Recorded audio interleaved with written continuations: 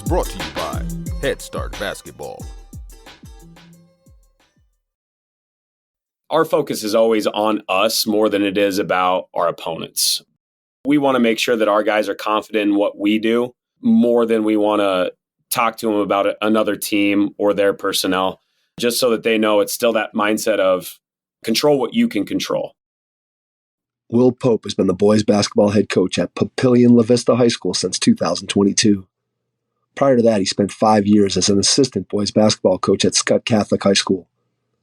Pope has over 13 years of experience coaching basketball at multiple levels. Prior to Skutt Catholic, he spent 1 year at Mount Michael High School and 2 years at Sidney High School. Before joining the high school ranks, he was the assistant coach for the men's basketball program at NCAA Division II Chadron State College. Pope also has multiple years coaching football and soccer at the high school level. Pope graduated from Doane College in 2011, where he was a member of the men's basketball team. Hey, Hoophead, save $3,500 on the Dr. Dish CT Plus and score free custom graphics during Dr. Dish Basketball's Push Beyond sales event. Shop this exclusive offer now until March 31st while supplies last. Learn more at drdishbasketball.com and follow their incredible content at Dr. Dish B-Ball on Twitter, Instagram, Facebook, and YouTube. Mention the Hoopheads podcast and save an extra $300 on the Dr. Dish Rebel, All-Star, and CT models. Those are some great deals, Hoopheads. Get your Dr. Dish shooting machine today. Hi, this is Matt Lewis, head men's basketball coach at University of Wisconsin-Oshkosh, and you're listening to the Hoopheads podcast. Hey, coaches, we know you're invested in the next generation of athletes. So why not give them the star treatment this season with Game Changer? Introducing Game Changer, a free app that provides you with data to make strategic coaching decisions and to deliver memorable moments to your team and its fans. Engage your players, empower your coaching decisions, and give parents the thrill of watching every play unfold in real time this season. Download Game Changer now on iOS or Android. Game Changer equips your team with the tools they need to succeed. Download it today and make this season one for the books. Game Changer. Stream, score, connect. Learn more at gc.com/hoopheads. That's gc.com/hoopheads.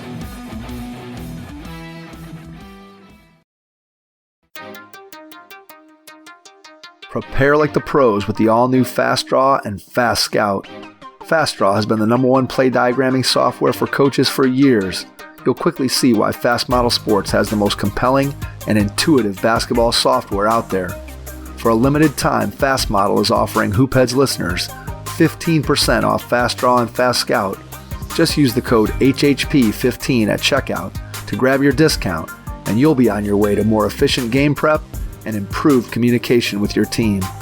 Fast Model also has new coaching content every week on its blog, plus play and drill diagrams on its Playbank. Check out the links in the show notes for more. Fast Model Sports is the best in basketball. Have your notebook handy as you listen to this episode with Will Pope, boys basketball head coach at Papillion LaVista High School in the state of Nebraska. Hello and welcome to the Hoopheads podcast. It's Mike Klinzing here with my co-host Jason Sunkel tonight, and we are pleased to welcome from the state of Nebraska, the head boys basketball coach at Papillion LaVista High School, Will Pope. Will, welcome to the Hoopheads pod. Thanks for having me. I appreciate it. Thrilled to have you on. Looking forward to diving into all the things that you've been able to do in your career. Let's start by going back in time to when you were a kid. Tell me a little bit about some of your first experiences with the game. Well, I grew up a coach's kid. My dad was a high school coach, and for the majority of my life was actually a D2 assistant coach. So I always grew up around the game. Every day we were in the gym in some capacity. I was usually just kind of hanging around as shooting on the side basket while practice was going on. But that's, where the love of the game started. And when you're around it all the time, it just kind of becomes part of what you do. And so I grew up playing all the time. We spent summer vacation going to basketball camps. It was just, that was what we did, and I had no problem with it. Got competitive pretty early on in my life. I had 2 older brothers, so that as a younger sibling, you always just kind of follow what your older brothers do. So it was always part of what we did. You know how lucky you were to have all that gym access? Did you appreciate it at the time? At the time, no, but it definitely, looking back at it, I had access to so much stuff and so much resources that I'm thankful for it now. But as a kid, I probably just, thought that's how it was It's just for how it was. everybody. It's just Yeah. how it was, right? Yeah. Everybody can get in the gym whenever they want. Well, So and even, how much just like those college guys that, treated me like their little brother and had that kind of back and forth relationship with them. Just being appreciative of that now that I'm an adult, and those guys were great role models for me. how much of your brothers beating on you helped you to become a better player? Uh, a lot of it. I always say I became the most competitive of the 3 of us because I just had to be. And so I definitely, earlier than they did, probably started taking basketball a lot more serious just because I had to in order to try and keep up with them. Did you play anything else besides hoops? Yeah. So I grew up in a small town in western Nebraska called Chadron, about 6,000 people. I did everything. I was football, track, played baseball for a little bit. I was in the student council, the choir. That's just how life in small town works. You're part of everything, or else it kind of ceases to exist. Well, somebody's going to be recruiting you, right? Doesn't matter. Some coach or some director of something is going to be like, "Hey, Will, how come you're not doing this? You need to be on this team or in this group." Yep, exactly. Or your buddies are involved in something, and you just end up somehow getting recruited to it. So as you get into high school and you're taking basketball more seriously and you're starting to work on your game, what do you remember about sort of your plan for trying to improve and get better? Obviously, the basketball landscape at that time is different from what it's like today, where kids have trainers and AAU is just completely sort of overtaken the summer basketball scene. But just how did you go about getting better as a high school player? I'm a little jealous of kids today just because they have so many resources, and their access to things is so much different. I was just in the gym all the time. I always tried to find an opportunity to get in the gym. During football season, I'd go in before school to get shots up, and I always had access to, college facilities. I was able to be around college guys when I was in high school. The shoot away shooting gun, they seem like they're everywhere now. But I had an opportunity to get on those when I was in high school, and it was a pretty new thing at that time. And I was always looking for an opportunity to be in the gym. And that's really where, a lot of that time was spent by myself in the gym. But that's also where I kind of started to figure out that it was really important to me, and it was something that I wanted to continue being around and working on so that I could, achieve the highest level possible. Do you have a plan every day when you went into the gym, and how organized were you in terms of putting together a workout for yourself, or were you going in and kind of making it up on the fly? I wish I would have had some of these resources that these guys have, like trainers and YouTube and all this stuff. Because honestly, I would go in the gym, and it was always a big part of it to get shots up. But I came up with some ball handling exercises that I would work on. If there were people in the gym with me, we'd maybe play some ones once in a while. But yeah, it was kind of on the fly, and I wish I would have been a little bit more deliberate in preparation and some of the things that I worked on. Absolutely. It's funny because I'm a lot older than you, and I graduated from college in 1992. And I say this all the time that I basically, when I was working on my game in high school and college, I pretty much did the same workout. If it was me by myself in the gym, I had my routine of what I did every single day. And I guess I really just wasn't very creative. So I just did the same thing. And then if I was lucky enough to have somebody that wanted to shoot with me, I'd do a workout that I had with sort of a partner workout. And if I could convince the person that wanted to shoot with me to do that workout, that's what we do. And now I look at all the creative things that you can do. And just, I think about, man, if I would have had some of this stuff back when I was playing, how much better of a player could I have been if I had worked on this and this and this and this and just had the variety instead of me doing the same like 8 drills for basically for like 8 years in the summer. I did the same thing. I must have got pretty good at those drills, but I'm not sure how much of that was translating into improving me as a basketball player at a certain point. I feel like I needed a variety, but again, to your point, that just wasn't, it certainly wasn't the way it was when I was growing up, for sure. Yeah, and I feel like you're a little bit of it's you're limited by what you have visibility to, and in a small town with a system, we all had like a specific style of play that we were trying to mold into, and you didn't really have any choice in the matter. I look at kids now and I see just how skilled they are, or how different all of their footwork is, and I'm like, I didn't even know there was another way to get on balance other than a jump stop. And that's just, that's what we had visibility and access to. A lot of the footwork that I see today would have been a travel when I was playing. I can almost yes, absolutely. I can almost guarantee. What cracks me up, Will, is when I was playing, I remember I would get in arguments with coaches, and I guess arguments is too strong of a word with officials, but I would try to explain. So I would just do a move where I would just dribble down the court and I'd do a normal layup, and I would just do a pickup where instead of just picking the ball up off my hip, I'd bring the ball up with one hand kind of above my head and swing it. So if you want to envision, so here, I'm going to put my camera on. So I'm coming down and you just pick the ball up like this, so you're just picking it up. If somebody reaches in, you're picking it up over the top. And I used to get called for that. That move got called a travel every single time I did it.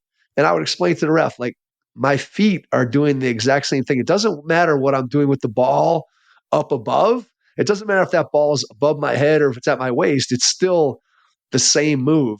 And then I look at what guys do today forget about the NBA level, but at the college level and the high school level and the different type of footwork, as you said, and none of that stuff was even available to me, to your point. And so I guess from that standpoint, it's like I worked on what I knew. There was no such thing as a step back. I was always just stepping into it. There really wasn't much. Not very many people were shooting off the hop. Everybody was shooting off a 1-2. And it was just completely a different way of to your point, you have to learn in the environment that you're in. And if you're not exposed to it, you can't really work on it. Yeah. What's your favorite memory of playing high school basketball? I think the greatest thing about high school basketball is the community aspect of it. Like I said, I grew up in a rural town in western Nebraska. Grew up playing basketball with the same guys I graduated with. We were together from 4th grade on, and just that community support and being able to play in front of crowds that are towns that are an hour away, but there's some intense rivalries with it. And we were fortunate. We had a pretty nice group when I was in high school, and we were fortunate to have a lot of success.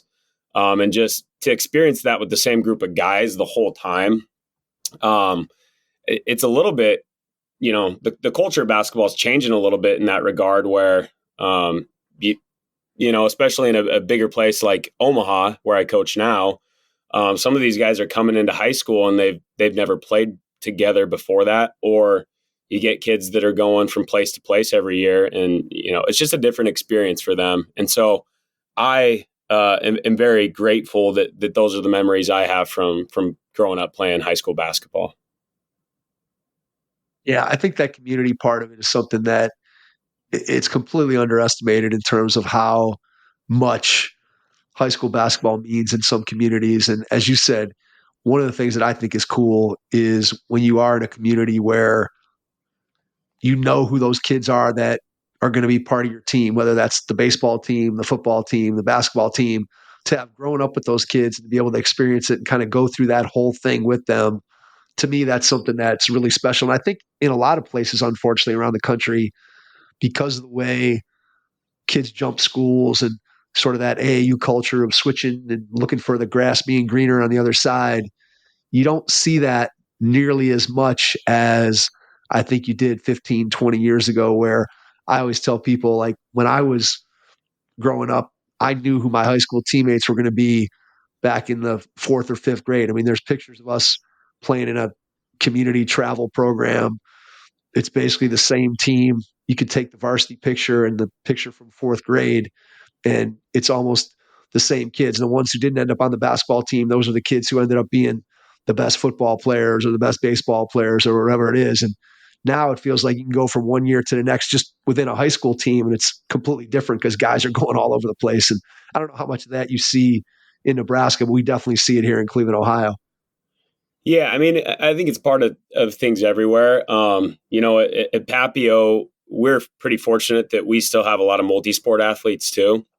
And I think that's the other dimension of it is, those multi-sport athletes are still super important because they represent their community all season long in multiple different sports. And those guys feel that community aspect probably more than anybody else of just going season to season and being able to represent our school and our programs no matter what sport they're currently competing in. Yeah, no, that makes sense. And it's just, again, when you get an opportunity to play with your friends, to me, that's, as you said, that's what makes high school sports special. Are you at all, as a high school player, are you thinking about coaching as a potential profession at this point? Or are you still focused on being a player? Where's your head at as you head off to college? I think it was always part of what I knew I was going to do. Just kind of being the family trait a little bit of that's what my dad did. And that's what I was most connected to my whole life, or at least most passionate about. But I was pretty focused on, trying to achieve the goal of playing college basketball as well. Being able to be around college coaches, college players a little bit. It kind of felt like something that, not inevitable. I don't want to say that, but a goal that was always kind of there in front of me that I wanted to try to achieve. When you get to college, talk a little bit about the college decision and how you determine where you were going to go. So Nebraska, a lot of NAIA schools, private schools, and so went on a bunch of different visits to those 4-year schools, and ultimately ended up at Doane University. It was Doane College back when I went there, but NAIA school, private school. It was just a good fit for me. It was something that I got on campus and I kind of knew right away. It was the right program, the right coach, the right guys in the program. Again, kind of fortunate to have maybe a different background than a lot of guys that are going through the college process of having a lot of resources around me that can help me make a good decision. But, like lots of college players, you make a choice and then it's not always what you think it's going to be. For me, I went in thinking it was just going to be a continuation of high school. I was going to play a bunch. I was going to, do all these things. And like a lot of college freshmen, I had a rude awakening, and I had to go through that learning and growth process in order to make that jump to the next level. So what did that look like for you in terms of how you dealt with that? Because I went through a similar experience when I went to Kent State, where I played, and my freshman year, I played maybe, I don't know, I might have played 5 minutes a game. And there were a lot of games where I didn't play at all. And I always tell people that was by far the most difficult year of my career, simply because you still had to go through the grind of practice every day and putting your best out on the practice floor. And yet at a certain point in the season, you kind of knew that the carrot of playing time at the end of that practice probably wasn't going to be there. Like, yeah, maybe if things worked out, you'd play 6 minutes or 7 minutes in a game, but you weren't cracking the lineup. And so you had to figure out a way mentally to get through that. So just how did you deal with that? What do you remember about that time and how you kind of coped with it? I think I dealt with it like a lot of 18-year-old kids, not very well. Because it's a new experience. And for me, I grew up in a small area, and, the players that I saw once I got to the college level were much different than what I was used to playing with on a daily basis. And so that learning curve of the physics, I knew I had to get stronger almost immediately. I knew I had to just improve completely. And, as a freshman, I played JV basketball. We played a lot of junior college teams. And, as you know about junior college, like those dudes are really, really good. And we took a lot of lumps, and I had a lot of growing experience had to take as a player. And ultimately, what it clued me into, and it wasn't an easy thing to deal with at the time, was, I just wasn't a very good college basketball player. And through that process, it, forced me to evaluate a lot about myself. And it forced me to think about maybe getting into coaching earlier than I had anticipated, probably going into college. And I probably didn't handle it great at the time, but looking back, it's probably one of the things that helped me become a better coach is dealing with those struggles, and ultimately having to face the fact that, I'm probably not going to be a super effective college basketball player, which, ultimately ended up being the truth. I think what you are describing there and how you can relate that to your coaching career clearly is you now have an opportunity where, as a high school player, you're on the floor all the time, you're an important part of the team, and then suddenly you go to college and now you're having to adjust to a completely different role. And so I would assume that in your coaching career, that's enabled you to be able to sort of relate to players who are in all different types of positions within your team. So you can relate to the kid who's one of the top players on the team, and then you can relate to the kid who's maybe not playing as much as they would like to. And obviously building those relationships and being able to have those conversations is clearly, to me, especially as a high school coach, where it's one thing, and look, college kids are fragile too, but high school kids are even more fragile when it comes to being able to figure out what their role is and where they fit, and all the things that go along with that. And I think being able to have those honest conversations as a coach, to me, is so important. So I'm guessing that those experiences that you had, the diversity of how you played as a high school player versus your experience as a college player, I'm sure that's helped you as a coach to be able to have those kinds of conversations with your players. Yeah, absolutely. And a lot of basketball is just role definition of here's what your strengths are, here's how you can help the team, and also honest conversations. They weren't great conversations at the time, I didn't feel like, because they were hard to have. But as a player, I appreciate that my coaches, like Ian Brown at Doane, he was super honest with me. And all that helped me do was kind of navigate some of those difficult things that I was going through, that if people aren't honest with you, it maybe warps your sense of reality. And so as a coach, I've taken those mentorships that I've been fortunate to have, and just always kind of had that stance of, honesty is the best policy. And even if they're hard conversations, even if they're difficult conversations to have with kids, it's going to help them navigate the things that they're going through way easier than if you handle them with kid gloves or you don't tell them the whole truth. Those are, the things that as coaches, it's probably sometimes the hardest part of it, is telling people that you really care about things that they probably don't want to hear. But it also is a necessary part of the process. Some kids come through it better. Some kids can't handle it. And, sometimes don't make it through those situations.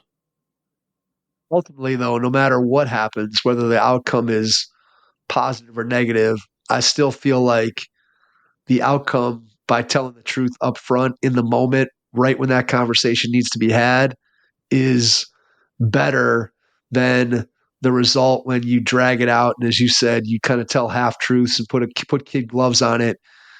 I've never in my own life experienced something in coaching where putting off that conversation was beneficial. And I don't think I've ever talked to a coach who said, well, yeah, I knew this kid wasn't good enough, but I told him, well, maybe this, that, and then that ends up working out well. Because ultimately, you're just leading someone down a road where they think something is going to happen and it's not. And then that leads to the player being disappointed. And then especially on the high school level, that leads to the parent being disappointed. And now that opens up a whole nother can of worms when you don't have that honest conversation up front. And so I think having those blunt and honest conversations, as difficult as it is, you got to do it. You have to do it. Yeah, and I think we've probably all been in a situation where we maybe didn't tell the full truth, and then those miscommunications happen. And I know it's been a growing process for me to become a more effective communicator, because, you can have a pretty blunt conversation sometimes with kids, and they don't always hear what maybe you think you're telling them. And so that's just always been the policy of people I've been around in the coaching business, is try and be as upfront and honest and transparent as you can. Because the kids that want to hear the truth, they're going to improve and they're going to get better because of the truth. And the ones that can't handle the truth, they're going to look for those answers elsewhere, to be just upfront and honest. Yeah, absolutely. When you think about the influence of your dad and him as a coach, what are some things that you think directly translated from him into your coaching style? What are one or two things that you've picked up that you feel are a part of you because of how much influence he had on you? Well, I think there's two big ones. One is, in this business that we're in, you're going to experience a lot of failures. And sometimes the successes are few and far between, but that can't impact the process and your desire to keep working and trying to get to that ultimate goal. And I just know, just seeing him through his career navigate all those failures and still show up with intensity and competition and that same work ethic, regardless of the result. That's definitely something that I've picked up on. And then the other thing is, we have to make a lot of decisions sometimes that aren't super popular. And I was able to see, just up close and personal, I wouldn't say he always made the right choice, but he always made the choice of what he truly believed in. And I think we all have to have convictions and non-negotiables and those types of things that guide us. And I just was able to have a great role model of somebody that always trusted those principles and always made those decisions based around those principles. Well, that makes total sense. When you graduated from school, what's the first job search look like for you? So I knew I wanted to get into coaching. I had been fortunate while I played 2 years at Doane College. Decided that it was probably the end of my college career. Coached high school for 2 years while I was in college. I was able to be a volunteer assistant at a local high school. Wasn't a very good coach that year. Obviously, thinking I was 21-year-old kid, thinking I had a lot of answers and probably wasn't always a ton of help. The second year, I was able to be a freshman head coach. That was a great experience for me, having to kind of be a decision maker, not just an ideas guy. And as I graduated college, I kind of started thinking about, now trying to maybe get into the college game a little bit. Like I said, my dad being connected as he was, I was able to find a grad assistant job at Chadron State College in my hometown. And that was really my first full-time entry into coaching was as a D2 GA, grad assistant. So obviously you end up back in the high school ranks. What did you like about that year at the college level? And what was something maybe about it that made you rethink, hey, maybe high school is a better spot? Or did it just happen that the way the way that it went, you ended up in high school? Maybe it was just by happenstance rather than by choice, if that question makes any sense. Well, I spent 3 years actually at Chadron State as an assistant. And it was coach for an awesome human being. Brent Bargan gave me a chance, taught me a lot about, just being a man, taking care of your business, being a good family man, those types of things. But man, we struggled a lot. My first year there, we were pretty good. We had a heavy senior group, and then we had to reload. And I did not know anything about recruiting, had no connections. And so we hit the road, and to be honest, we didn't do a great job of bringing guys in. My second year there, we went 3-23. There's not a lot of successes to take away in that year. And it was a hard year, but it taught me a lot about handling adversity. And then the third year, we started to improve a little bit. Some things that I definitely take away from the college game, my experience up there is I love the 24/7 competition of it. I love teaching, but the 24/7 nature of you just have to focus on hoops. You just have to focus on relationships with the guys. Doing the day-to-day things like checking academics and stuff like that. It was easy because you cared a lot about the guys. Some of those things, though, I wasn't a great recruiter. It wasn't something that I had a strong suit with. And when we didn't do a very good job, like year 2, you felt like you were on some pretty thin ice that your job might be on the line. And so there is a little bit more safety and at least room to experiment a little bit at the high school level, a little bit more time to maybe get your feet under you and build a culture and build a program. And honestly, I feel like my personality is a much better fit with high school aged athletes. I've carried a lot on from that college level of just the competitive side of it, the game planning side of it, the X's and O's. But the high school age kids in that competition and that level of it, it's fun to get in the gym every day with those guys. And it's not necessarily that job nature of it like it is at the college level. Most of these kids are doing it because they want to represent their community. And it's a lot of them, it's what they've been looking forward to their whole lives. And they just want to compete and play for their school. Various stops that you had as an assistant coach at the high school level, what are some lessons that you learned as an assistant that have helped you once you became a head coach? I think a really, really big part of being an assistant coach is you have a different relationship with the kids than the head coach. They're just by the nature of it, there's a good cop, bad cop relationship that kind of exists a little bit in most programs where assistants a lot of times have to be the guy that puts their arm around a kid and maybe gives them the message in the way it was intended, not necessarily the way it was delivered. And I learned pretty early on that the kids will really connect with you as an assistant if you're there every day and they know that you care about them.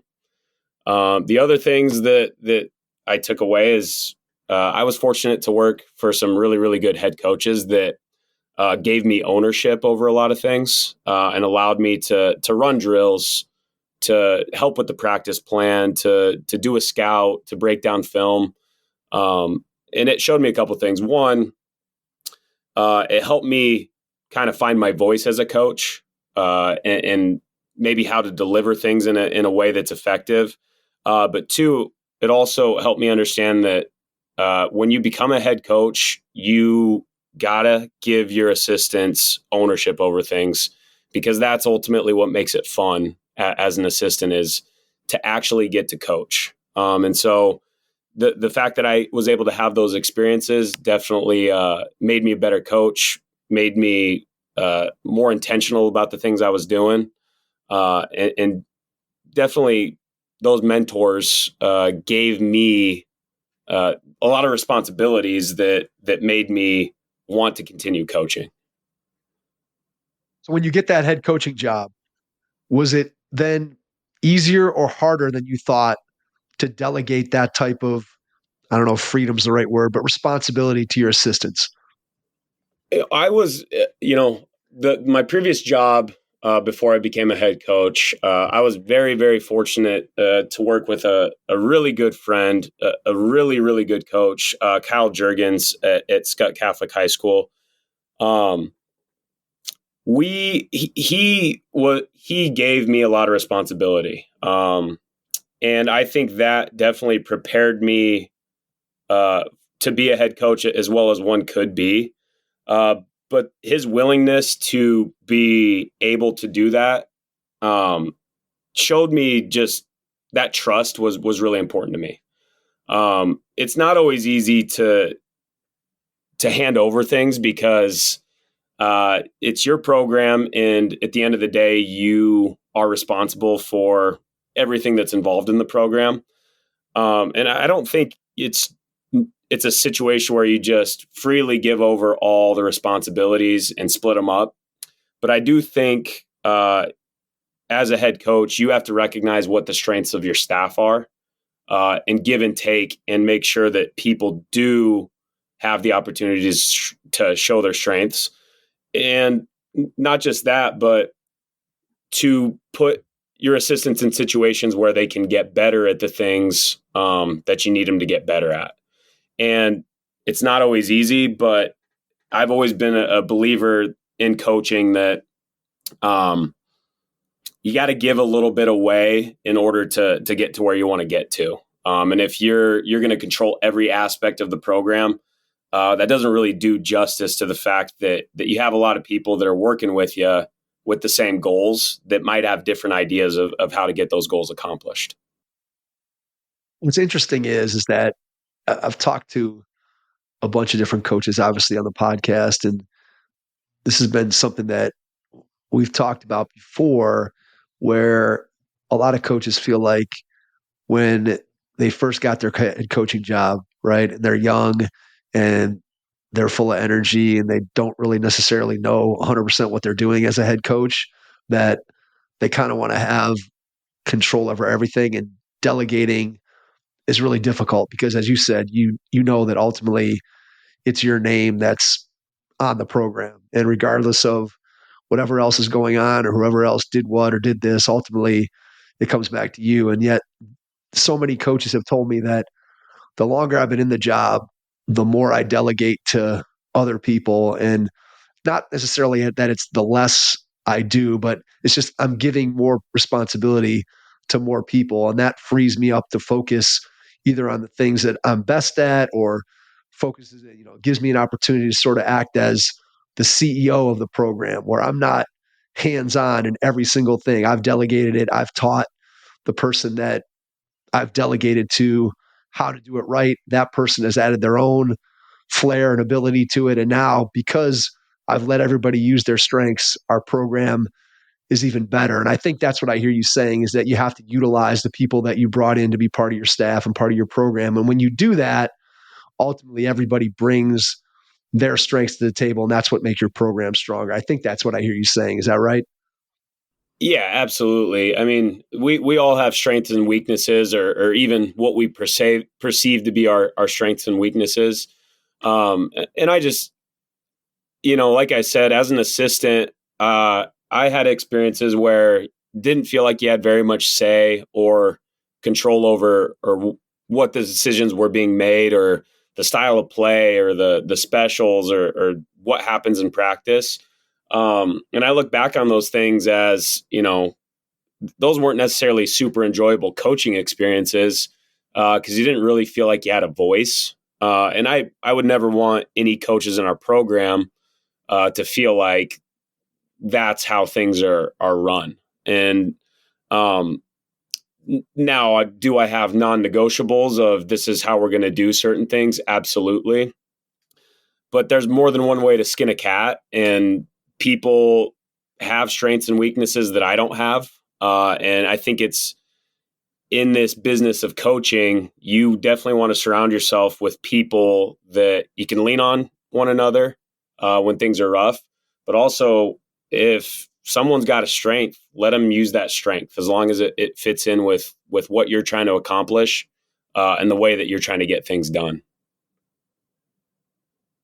What do you think when you first started was your greatest strength as a head coach right from the beginning? And then I'll follow up with the question of what do you think you've improved on in the time that you've been a head coach? Let's start with what was your strength right out of the gate?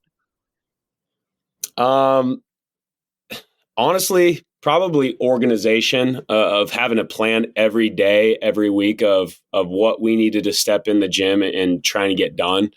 And not only that, but be able to adjust and be flexible about, well, that maybe didn't go to plan. We probably need to spend more time in this category of things to try and get better at this. I'm in my second year as a head coach. And so you always have a plan of what you're trying to accomplish, whether or not that actually works out the way that you intended to. It usually doesn't. And so that was definitely a big thing as we got this thing rolling. Was you maybe have a plan for what practice needs to look like that day, but then practice starts and you maybe don't get the energy you anticipated or didn't maybe explain a drill very well. And pretty soon you're 10 minutes off the practice plan and it's like, okay, what do we really need to get done today? Because we're not going to get through as much as we thought we were. The other thing I would say is I'm kind of just a put your head down and work type of person. I think I tell our guys this all the time, like, you're never going to come into the gym with more energy than me when it's practice time. I challenge our guys to practice at a high level every day. And if I'm going to hold them to that standard, it starts with me. And so I can't always say I'm in a good mood every day for all of practice, but we're never going to leave practice and think like, man, he didn't work very hard today. So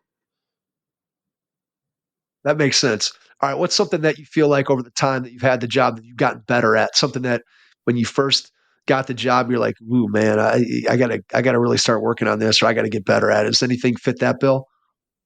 Yeah. I mean, I think X's and O's are one thing that's constantly evolving and constantly changing. Like I said, I came from a program, Skutt Catholic with Kyle Juergens, where we're real successful.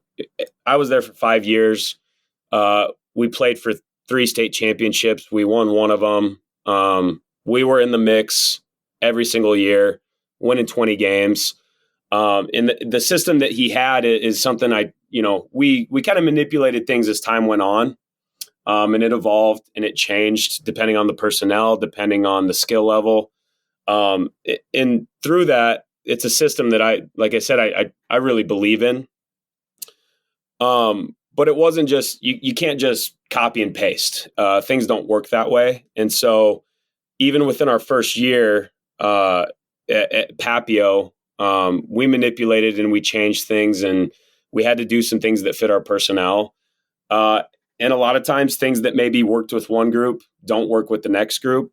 And so it's forced me to be more creative, seek out a lot of different ideas, be more experimental about what we try and implement in practice, and really push me out of my comfort zone of, I believe basketball is most fun when it's just decision-making and problem solving. I think man-to-man defense, motion offense, those are the things we preach and teach all the time. But we've had to manipulate more things with our groups the last 2 years, and it's forced me to be more mindful of X's and O's, how we teach the game, the situations that we put them in. And it's just, offense, I think I'm a defensive coach, but offense is so much harder to be good at than defense is, in my opinion. And through coaching at Papio with my assistants, we've been able to kind of like push each other out of our comfort zones. It's definitely something that as a coach, I kind of had this idea of, well, no, you just run motion and you do it this way. But again, it's not copy and paste. You can't just pick it up and give it to another group and they just pick up right where that other group was. There's so much more teaching and manipulation that goes into it than I maybe anticipated. And so trying to be a problem solver, trying to be somebody that's always going to put our kids in situations to be successful. Just being kind of out to sea a couple times has helped me make sense more of maybe the compass part of it, of here's what's really important. Doesn't always have to look pretty, doesn't always have to look smooth, but we'll find a way to put our kids in good situations on the offensive end. All right, so talk about in a practice setting, when you're trying to teach the game from a motion standpoint, you're talking about not having everything be dictated from the sidelines and running set play after set play. You're talking about giving your kids the opportunity on the floor to make decisions. So then obviously in practice, you have to set up situations that allow your kids to make decisions off of whether it's certain actions or entries or whatever it is that you do. So just talk a little bit about how you design a practice to put your players in position to be able to learn how to make good decisions in games. Yeah. So our offensive system, our motion system is built around one post. So we'll have 4 out, 1 in most of the time. And I think spacing is thing number one when you're talking about a motion offense. More than anything, it's putting every guy on the floor on the perimeter in a position where they can attack right or left hand and have space to work with. And that's where we start with our motion. We have spots on the floor that we try to play out of. It's predictable. Our guys know or feel, at least through their habits, when they're not where they're supposed to be. And so much of it is just habit building. When the ball moves and someone else moves, we got to have somebody fill into a spot. When an action happens, whether or not we get something out of it, both guys have to end up on spots on the floor that are predictable.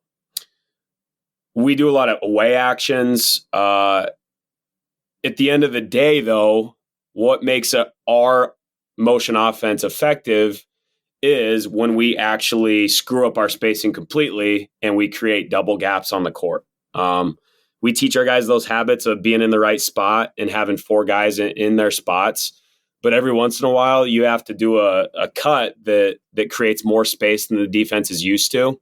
And it's kind of, in my opinion, tricking the defense into your pattern and then just completely throwing that pattern out the door and trying to let your offensive players attack those spaces and create something for somebody else.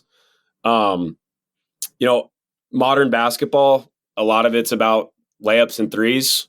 So a lot of what we preach to our kids within our offense is attack a closeout and collapse the defense. If you can make a 0-second decision on the perimeter to either shoot it or drive it, the defense is going to have to scramble. Somebody else is going to have to come stop it.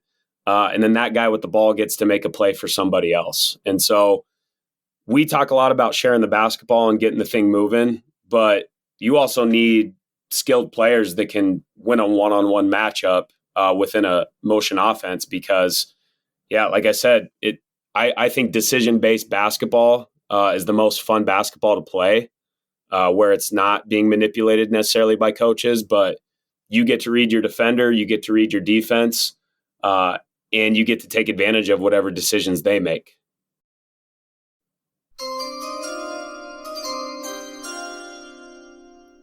Pro Skills Basketball is the nation's premier club basketball organization, building a European-style youth basketball academy, and is looking for the top basketball leaders in major U.S. cities to become our next city directors. Specifically, Pro Skills is looking for women and men of high character and grit who see the problems in youth basketball and want to join an elite team focused on a singular mission: to change the culture of youth basketball. This job typically begins as a part-time position with the desire and expectation from both the city director and Pro Skills that together they will build it up to eventually support a full-time city director position. If you're interested in learning more or applying, please visit proskillsbasketball.com/jobs.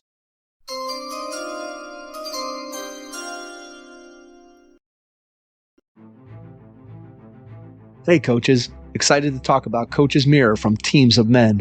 It's a game changer for your team's film analysis, blending Kip Ione's coaching expertise with AI. Short on time or staff? This is for you. Send in a game or up to 5 and get back a detailed report. We're talking tendencies, strategies, even what opponents might use against you. It's like finding the other team's scouting report in your gym. And here's a bonus. Intrigued by AI and scouting? Grab our free 10-prompt PDF sheet at teamsofmenmembership.group/Coach Mirror. It's a quick download and a great start to revolutionizing your season review. Don't miss out, coaches. Head to our site and see how Coach's Mirror can transform your game analysis. Catch you there. So how do you balance then the individual skill development of a player? Because obviously the more skilled your players are, the more opportunity they're going to have to, as you said, attack a closeout, be able to beat their guy, be able to make a good pass, be able to make a move and get around somebody, versus putting that all together as a whole. So I guess what I'm asking is, how much time are you spending with what you would call individual player development versus team offense development? And maybe you just meld the two together. Just talk a little bit about your philosophy in terms of those things. Yeah. We, in the off season specifically, a lot of that is based around individual skill development. We've been really fortunate at Papio. We have great kids that are hard workers, and they've bought in right away to that skill development piece. Meaning they take a lot of individual ownership of showing up to the gym and don't miss anything. We do a lot of morning workouts with guys where we're working on individual skills. Honestly, a lot of it's footwork. Footwork is kind of the basis for everything. But that footwork then is kind of the foundation so that you can become a better ball handler. You can become a better shooter. We put a lot of time in the off season into individual skill workouts. As we get more into the season, we'll build in skill into pretty much every practice. We'll shoot, we'll handle it, we'll put them in some small-sided games that work on those skills. But ultimately, it always kind of builds in scaffolds, I guess, as a progression so that we can put it in a live situation. And then in a live situation, focus on those things that we've been working on so that it actually translates to a 5-on-5 game. In practice, almost everything that we do is live 5-on-5 basketball. Some of them are drills that it's a little bit more controlled. Some of them are a little bit more free flowing, but the skills that we work on in those individual skill workouts, in those breakdowns, those are the things that we're still talking to them about, but it's just in a live setting where we can kind of teach on the fly, coach them on the fly, make small adjustments, and then let them just get back into playing in those live games. Because I'm a big believer in that's, if we're going to play 5-on-5 basketball, that's where we got to put our time into it and let the kids do what's fun for them, which is playing basketball. I don't want to be a guy that I have to stand and talk for 5 minutes at a time about something. I want to teach on the fly and let them pick those things up, correct those things, and move on to the next thing.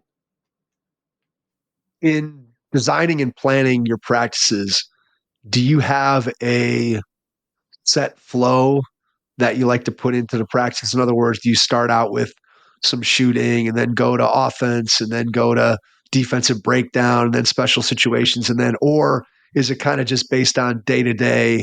What do you feel like your team needs? It depends. I would say we have a pretty standard flow to practice. School gets out and guys kind of filter into the gym. Some of them spend some time in the training room, making sure they're getting taped, getting treatment, getting those things done. We kind of have a standard that as soon as you get into the gym, you find a partner or a group of 3 and you start getting into some 2-man, 3-man skill workout things, getting shots up, getting ball handling in. And that usually we'll put it we build it into the practice plan. But there's a little bit of the skill development that happens. and they take ownership of it. And then typically, as everybody gets into the gym, we start to get a little bit more into a flow. I'll blow the whistle. We warm up, do a little bit of on the move movement, getting them warmed up. A lot of times we'll do like a full court drill, an energy drill to get get them to the level that they need to be at for the start of practice. And pretty much right away, we're into defensive work. It's usually live. We're usually working on something that we need to improve on, but it's live and we're getting after it. And our JV guys, our scout guys, their energy is just as important as our varsity guys. And so it's get that live stuff going, get them in a competitive mode. And then, after that first section, we'll maybe do a shooting drill when they're tired. We'll get them into some skill stuff. We'll do some breakdown, like some small-sided games from time to time. And then we're focusing on the offensive side of things and trying to put them in live situations. Sometimes it's more free-flowing. Sometimes it's a little bit stop and start, depending on where we're at in the season and whether we got to load manage them a little bit. And then every once in a while, you got to throw them off and you got to keep them on their toes and you got to do some things that maybe catch them off guard and focus in different ways than they're used to. Just because, it's an unpredictable game. And we preach to our guys constantly about handling adversity, handling situations that are outside of your control. And so it's kind of our responsibility to throw that at them once in a while and just see how they deal with it. But for example, every once in a while, if we don't feel like we're executing our stuff very well, before we start anything, we'll get them at baskets and we'll get them executing, going 5-on-0 through stuff, just because we feel like they're maybe in a different place of focus than they would be at the end of practice when we've been going hard, we've competing for an hour and a half, maybe gets them in a different frame of mind where we can focus on some different things. That makes complete sense. What's your process for planning practice? Are you sitting down at your desk, writing out pen and paper? Are you doing it on the computer? Are you doing it right after the previous day's practice? Are you doing it during the school day or your planning periods? What's the process for actually putting the plan together? I always write notes following practice. So I'll write notes on that day's practice plan. It's pretty collaborative with our coaches. My assistant, Matt Imig, we talk throughout the entire day about what we think is necessary, what we maybe haven't been good at, or what we're going to need to be good at for our next opponent. And it is a pretty good back and forth of coming up with ideas. We like to do drills that are guys that are simple, things that they know, things they're familiar with, that they can be good in. But we're also always looking for new things that, hopefully we can effectively teach it to them so that we don't have to spend 10 minutes of our practice talking through something new. But things that just fit in with what we're trying to do. Practice planning, I think, is maybe the most important part of the job, just for me, because I never want to feel like I don't have a plan or I'm not organized. And so putting that practice plan together, it gets me in the frame of mind where, one, it gets me excited for practice. Two, it forces me to think about what our deficiencies are and what we need to truly work on so that we can get better that day in practice. Makes sense. All right. What about from a game prep perspective and scouting an opponent? What's the process like for you to break down an opponent, get your team prepared? How much film are you watching of that opponent? And then what are you looking for specifically? Obviously, for each opponent, it's going to be different. You're going to pull out different things. But just in general, from a scouting perspective, what are some things that you're looking for and how do you go about finding those things? Yeah, I watch a lot of film. Again, we can go back to the technology conversation. We're pretty fortunate to have lots and lots of tools and resources in the modern world that allow us to have access and be better at the game planning side of it. I watch a lot of film. I try and watch multiple films of each of our opponents. I also, we in Nebraska, we use Max Preps. You have to upload your stats on the Max Preps. I think just looking at stats can tell some of the story. I don't rely on it completely, but it usually can either confirm or make me rethink some of my thoughts about a specific player and their tendencies. Throughout the week, we typically will implement things that we've seen our opponents do so that we can get on-floor work with it. We don't typically talk about our opponents directly until the day before we're going to play them, though. And so it's all built into the plan of what we think we're going to see based off of film. But our focus is always on us more than it is about our opponents. We want to make sure that our guys are confident in what we do more than we want to talk to them about another team or their personnel, just so that they know it's still that mindset of control what you can control. We can't always control if our opponents go crazy from the 3-point line and make a bunch of shots. We can't always control if it's called tight and we have to adjust to the officiating, but we can control our daily habits and the things that we get prepared on a daily basis. But I'm a big believer in being prepared for your opponents. A lot of times in the Metro Conference in Omaha, we have back-to-backs, so we'll play Friday and Saturday night. And I have sometimes a hard time with it because I don't always like looking at the Saturday opponent because the Friday opponent's the one that's the next opportunity that we have to attack. But I have to force myself sometimes to look ahead just so that we do an effective job of practice planning so that we're ready no matter what for both opponents on the weekend. But yeah, I probably sometimes watch too much film. When I'm watching film, I'm always looking at personnel, at tendencies, at lineups. But more than anything, it's just flow of play. What are they trying to get? What are some of their typical actions? Are there any specials that are really constant and come up a lot? Those are some of the big things, I guess, that I'm looking for. How important is it for you to share the things that you can glean as a coaching staff from watching film? How much of that actually gets shared with players, and what part? Is it mostly personnel stuff that you're sharing with players? Are you looking at one or two main actions maybe that the other team runs? Just what's important for you to share with your team, and how much do you think they can actually process? Because I know you said, and I agree with you 100%, that it should mostly be about your team, because I know in my experience coaching high school basketball that a lot of times high school players have enough trouble processing what their own team is supposed to be doing, let alone be worried about what the other team is doing to any level of detail. So I'm just curious how you approach that with your team. Well, that's a tricky one because it is different from group to group. Yep. Some groups, they just have a high IQ. They can intake a lot of information and take it to the floor with them. Some groups can't, and I think you figure out within the first quarter of your season what your group's capable of. But I'm a big believer in always fostering that basketball IQ part of it. Of we're not just rolling the balls out and playing.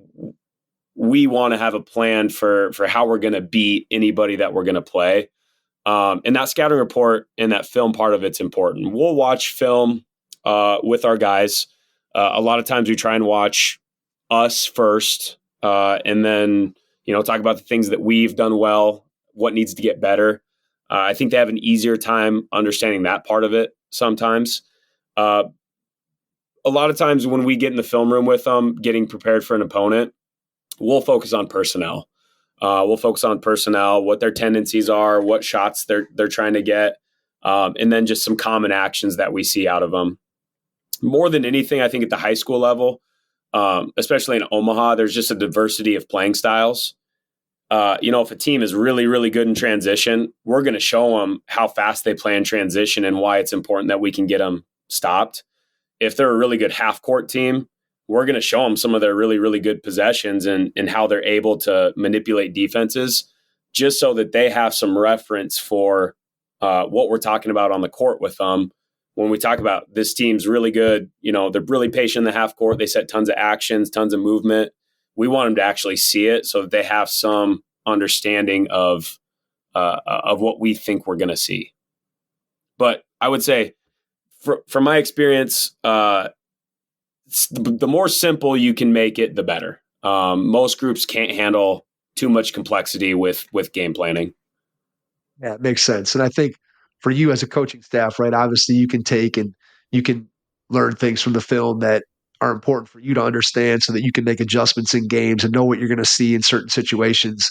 And then that enables you to coach them in game and talk them through and be able to point out things. And clearly, the more prepared you are as a staff, the better off you're going to be going into the game, regardless of how much you can share with your team prior to that actual game and being played. I think no matter what you are as a staff, the more prepared you are going into a game, the better off you're going to be.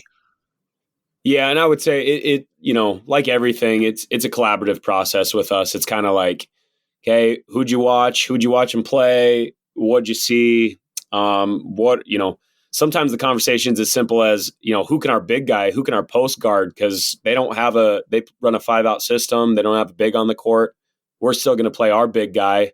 How can we match up with them so that we can still do what we want to do?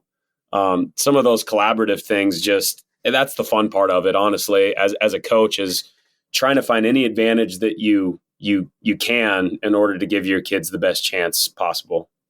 Yeah, absolutely. I mean, I don't think there's any doubt about that if you're running the right program and doing things the way that you want it done, you're looking for every advantage and trying to find that and continuing to try to squeeze every drop of that, every drop out of that orange that you possibly can. Tell me a little bit about how you've designed your program to support the parents of your kids in the program. I know that's one of the things that when you read reports nationally about high school coaches, one of the biggest frustrations is parents. And yet at the same time, we talk to lots of coaches and they have really good relationships with parents. So as a new head coach, what have you tried to do to engage the parents in your program to make sure that they're advocates for what you're doing as opposed to adversaries? Yeah, I think it's, first and foremost, there's a balance, because you want their kids are obviously the most important thing to them. And they need to feel like their kids are taken care of, given the best shot, that, at the end of the day, we're fighting for their kids. And so they have to see and believe it. But it's also, we still have some boundaries that we believe are necessary and vital in order to make sure that, we don't need too much access. And that's a tricky thing to do because the part of the community that I'm in Papio, it's a close-knit community, and we have awesome parents that are super supportive of their kids. We're all competitive people. If you're involved in athletics in any way, that competitive side of it is usually where that comes out. We just try and be super upfront. We try and be transparent. We try to communicate as much as we can about things that are going on in our program, the schedules, all those things that can potentially lead to miscommunications. We just try and be, have as clear lines of communication as possible, so that they know they can reach out to us when they need to. If there's something going on, we're ultimately here to help them with the same thing that they're most concerned about, which is their child's well-being. Really, I think critical, as you said, to be able to engage with them and communicate. And when you communicate proactively, I think that ends up being the best way to be able to get those parents to be on your side. You want to make sure they're informed. You want to make sure that they know what's happening. And obviously they're invested in their child and they're invested then in the team. And if you can communicate how those two fit together, then I think ultimately that's when you end up in the best spot. And most parents, I think, if there's communication from the head coach I think that goes a long, long way towards building kind of team camaraderie that you need. The worst situations are when you have the parents that are grumbling behind the scenes and causing problems that may not even occur amongst the players. But sometimes when there's a lack of communication, that void is going to get filled with somebody's thought process. And it's much better to fill that void with your thought process as the head coach, as opposed to some parent who is obviously not around at practice and doesn't see the inner workings of what's going on day in and day out with your team. Yeah. And it's a current part of just life as coaches in the high school setting. And I think another part of it that's really huge is having coaches in your program, because, in our program, we have 5 teams. And so you have to have coaches that are also good at that aspect of it, because you can't be everywhere. You can't be in every practice. You can't see every game, especially at those lower levels. And so having good coaches that are also good at that communication aspect of it, that's super important. And, ultimately, high school sports now, it's a year-round thing. We have them during the season, but when we get to the summertime, we're going to have them in the weight room. We're going to have them at skill workouts. We're going to go to team camps. And it's a big commitment for families. And so that's the other aspect of it, I think, is, they sacrifice a lot for their child to be a part of a program.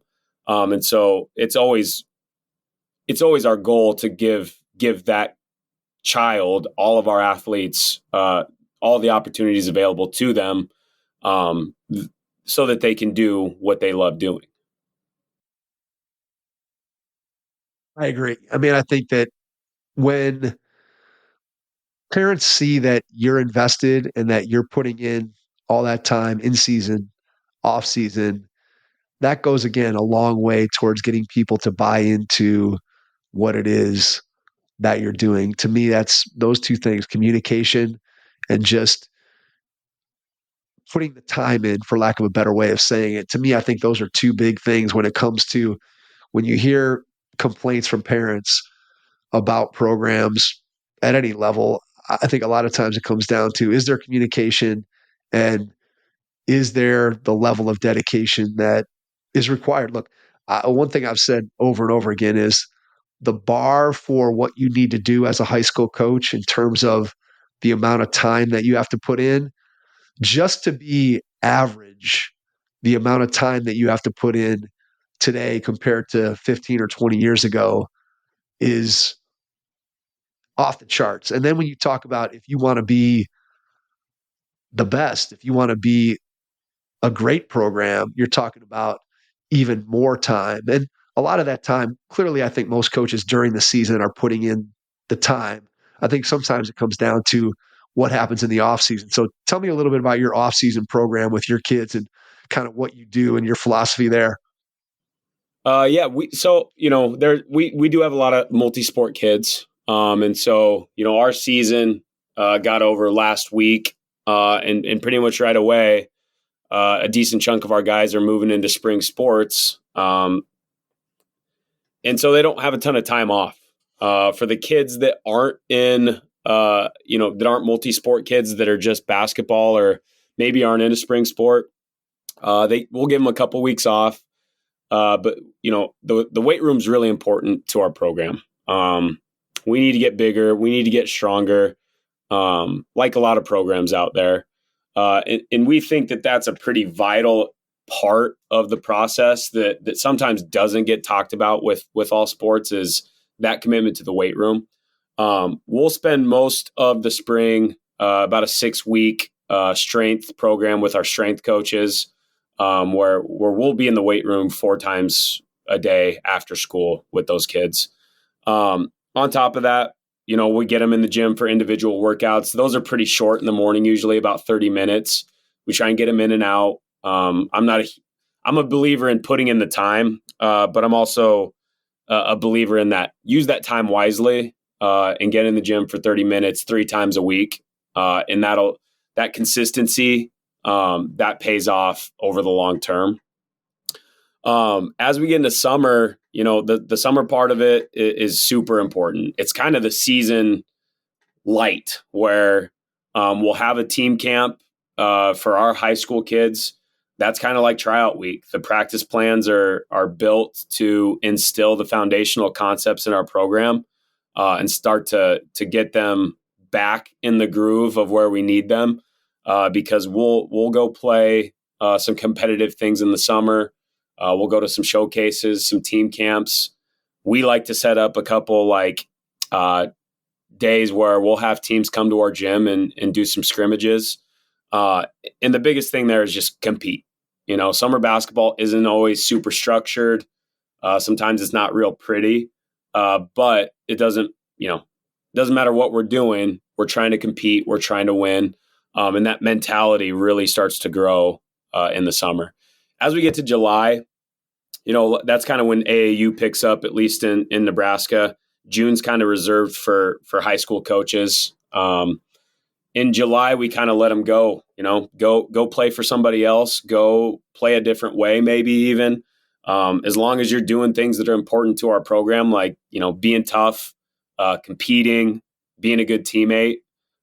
We love that they get to go play for somebody else. As we roll around to fall, it's kind of back into that mindset of, let's get on that weight room program again. Let's hit it hard. Let's get bulked up a little bit for the start of the season, all that injury prevention stuff. And we have a lot of football guys in our program. And so our fall looks way different than the summertime. But it's just more, honestly, it's more the same. It's more the foundational things that we think are super necessary in order to be an effective player, in order to be a successful program. We just kind of hit it all year long, understanding that they still need breaks, and they need breaks physically. They also need breaks from us as their coaches from time to time so that they can be refreshed and energized when the season rolls around and we're ready to get after it for the real thing. That's a great point that I think sometimes we forget. And that's often a conversation, Will, that we have with college coaches when we're talking about the different level of college basketball and how much access they have to their players at each level. When you talk about Division I, you're basically looking at those guys being on campus for 11 months out of the year and doing off-season workouts and working with the coaching staff directly. And then you talk about Division III, which up until this year, they basically have no contact with their players on the court outside of the season. Now they got their 8 days. And I always go back and forth between the Division III model, at least before the 8 days. I always felt like that doesn't seem right, that you don't get to work with your coaching staff at all if you're a player. And yet at the same time, when I played Division I basketball 30 some years ago, I say this all the time, like my season ended and they handed me a 2-page ditto and was like, here's your workout. We'll see you back here in August. Make sure you're in shape and ready to go. And you've hopefully improved your game since then. Whereas now, obviously, those guys don't get any kind of a break. And that to me seems like, man, to have the same coaching staff chirping at you for 11 straight months seems like that would be an awful lot. And so I completely understand your point of, yeah, you want to be able to be there and you want to work with them. And there's a fine line. I think that the danger is, right, that the more access that, and different states obviously have different rules, but the more access that you have, the more you feel like you have to do things because everybody else around you is doing them. And yet at the same time, sometimes I feel like, hey, even if you could go every day in the summer, that might be counterproductive for the reasons that you just stated, where the kids need a break, especially in a place like where you are, where so many kids are playing multiple sports and involved in multiple activities. Like you can't go 7 days a week of off-season basketball and have a kid on the baseball team trying to do both of those things. That seems like overkill to me. Yeah. And I that's to me part of the real value of that multi-sport athlete is the fact that they are going to go play a different sport. They're going to work on different muscle groups. They're going to get coached by somebody else. And we typically see those guys super excited to get back into basketball when it's time to do that. And I would say the other thing too is, we have kids that won't miss a single workout. And we'll have kids that have a harder time making it to stuff. All we're here to do is present those opportunities to kids. And what we see is the ones that take advantage of those opportunities usually pass other people by, whether it's just the time that they're putting in or the development that happens. We had a perfect example of that this year. We had a freshman last year that, didn't play in any varsity games all year long. He committed super hard in the off season and showed up to everything and just outworked everyone. And he was our starting point guard as a sophomore this year. And it was just, it wasn't anything special that we did. It was a kid that decided, I'm going to do this and I'm going to put everything into it. And those opportunities paid off for him specifically. Well, that makes sense. Again, there's no secret to anything, but basketball specifically. If you're going to put the time in, you're going to improve and you're going to get better. And that usually pays off. It's rare that you have somebody that puts that time in. Yeah, he's a unique kid. There's not a ton of kids out there like him. And he's just a great example of if you do take advantage of it, here's what could potentially happen for you. Absolutely. It's just, again, there's putting time in. It translates. It's rare. It's rare that it doesn't translate into good things. Let's put it that way. All right. Final 2-part question. Part 1, when you look ahead over the next year or two, what do you see as being the biggest challenge? And then the second part of the question, when you think about what you get to do every day, what brings you the most joy? So your biggest challenge and then your biggest joy.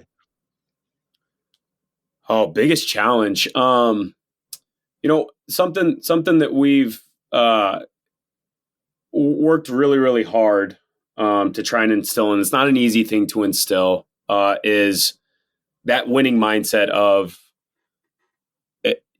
like I said, we're not just rolling the balls out. We're doing this thing with a plan of how we're going to be successful. I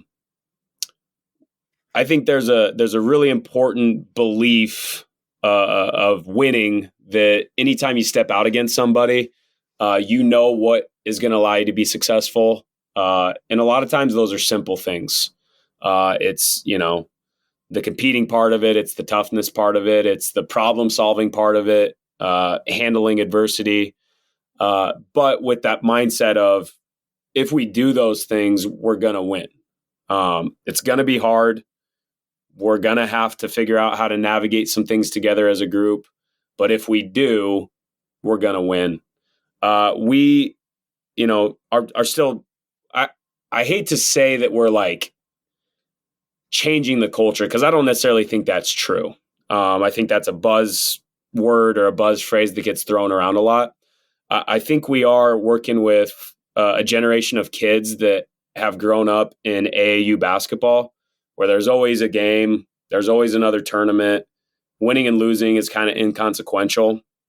And then they come to us, and their first real experience with high school sports is drastically different from what they've known their whole life. And I think that's the biggest challenge, is how can you get them to be 100% all in on something that they don't know whether or not they're going to be successful in. I know what's going to happen if you don't put yourself all in and don't commit completely to the process. You're not going to get the results you want. I also know if you commit completely to it, you might still experience failure. And it's getting kids to be willing to be vulnerable in that way, where they're willing to put themselves out there in a way that they probably haven't ever done up to that point. And so with our program, I think it's continually celebrating things that you maybe wouldn't normally celebrate, like risk taking, like shooting that heat check shot, like those types of things are things we want our kids to play fearless and with tons of confidence. And it's just instilling some of those habits and those mindsets in them that I think modern kids, some of those things are a little bit more challenging from time to time. Absolutely. All right. Biggest joy.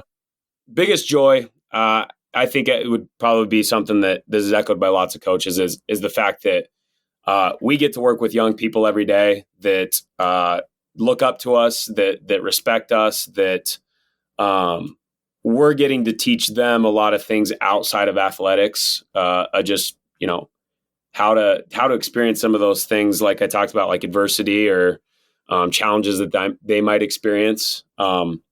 We get to work with that group and hopefully mold people into people that are going to be effective workers, business owners, husbands, fathers, those types of things that I think you look down the road and those are the things that we're going to value so much more than the basketball side of things. So as a coach, getting to work with those young people, super important, super rewarding to me. Well said, Will. Before we get out, I want to give you a chance to share how people can connect with you, whether you want to share social media, email, website, whatever you feel comfortable with. And then after you do that, I will jump back in and wrap things up.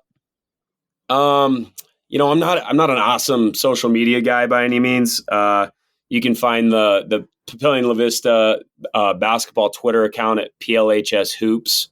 My email address is will.pope@plcschools.org. I'm an open book. I don't have a ton of new ideas, but I'm a really good stealer of other people's good ideas. So if anybody wants to reach out, those are the two places you can do that. Will, cannot thank you enough for taking the time out of your schedule tonight to jump on with us. Really appreciate it. And to everyone out there, thanks for listening, and we will catch you on our next episode. Thanks. Your first impression is everything when applying for a new coaching job. A professional coaching portfolio is the tool that highlights your coaching achievements and philosophies, and most of all, helps separate you and your abilities from the other applicants. The Coaching Portfolio Guide is an instructional, membership-based website that helps you develop a personalized portfolio. Each section of the Portfolio Guide provides detailed instructions on how to organize your portfolio in a professional manner. The guide also provides sample documents for each section of your portfolio that you can copy, modify, and add to your personal portfolio. As a Hoopheads Pod listener, you can get your Coaching Portfolio Guide for just $25. Visit coachingportfolioguide.com/hoopheads to learn more. Thanks for listening to the Hoopheads podcast, presented by Head Start Basketball.